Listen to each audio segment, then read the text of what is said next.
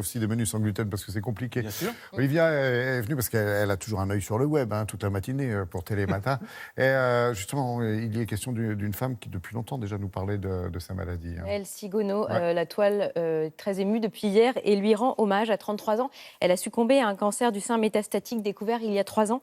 Et depuis quelques mois, elle le racontait dans le podcast Impatiente sur Nouvelles Écoutes. Je vous invite à y aller, à écouter ces épisodes. Elle rencontrait patients, oncologues, chirurgiens, psychologues.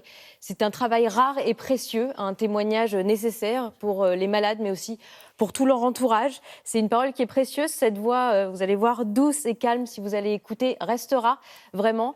Et donc, depuis hier, on parle beaucoup de Maëlle, de son travail. Elle dénonçait notamment les injonctions à la féminité quand on est une femme, qu'on est malade, qu'on a un cancer du sein.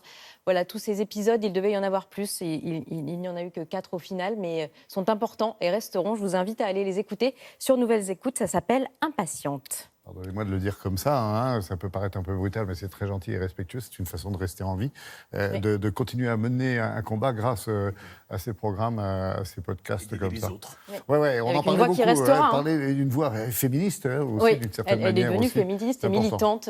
On avec en sa parlait maladie. beaucoup ce matin, parce que les féministes qui réclament qu'on s'intéresse à elles lors Oui. du G7 en fin de semaine à Biarritz. Merci.